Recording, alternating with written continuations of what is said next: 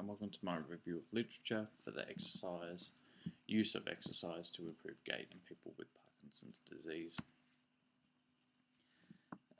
Parkinson's disease is a neurological disease that affects movement and coordination, particularly swallowing, speech, limb movement, gait and balance. Sufferers of Parkinson's disease experience slow, hesitant and short or low amplitude of movements. This greatly affects their mobility and affects their quality of life. The purpose of this literature review is to explore the role of different exercise interventions to improve gait in people with Parkinson's disease. This review, we're looking at land and water-based interventions and how they should be applied, and also the introduction of LSVT Big program. The importance of this review is that Parkinson's disease affects over 83 million people worldwide, and it will help to determine the best forms of exercise to use, how these exercises should be used, and essentially we're looking at the who, what, when and why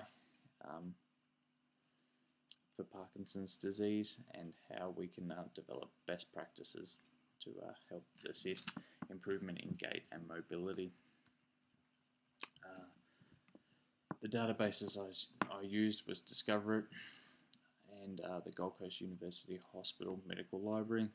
The search terms I used was physical activity for people with Parkinson's disease, physiotherapy for people with Parkinson's disease, improving gait and Parkinson's disease, and LSVT Loud and LSVT Big.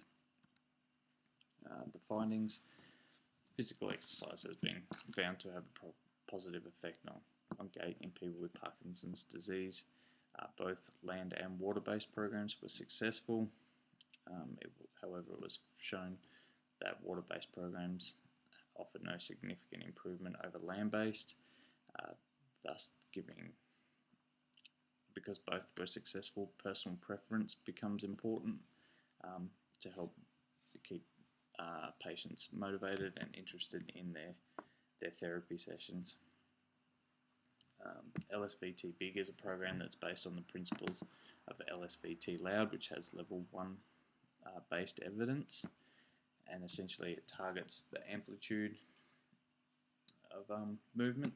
So we're looking at big exaggerated movements. It's a intensity high effort therapy, so patients come in for 4 sessions a week for over a 4 to 6 week period, and essentially they're looking at a recalibration of movement.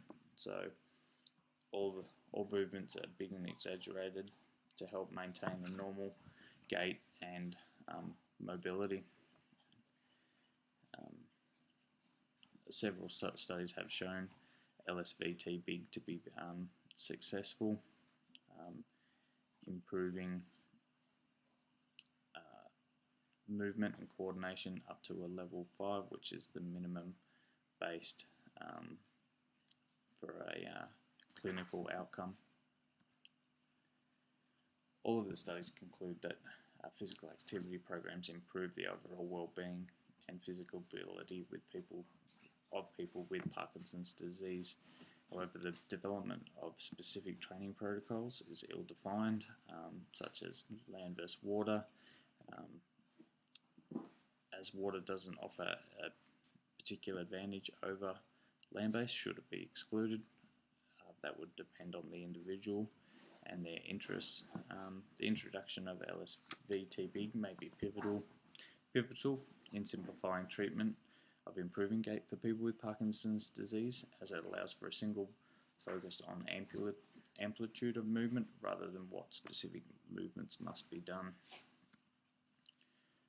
Physical activity is vital in improving and maintaining quality of life through mobility for people with Parkinson's disease. Obviously, exercise interventions will play a key role. How these protocols are developed and run is not well defined.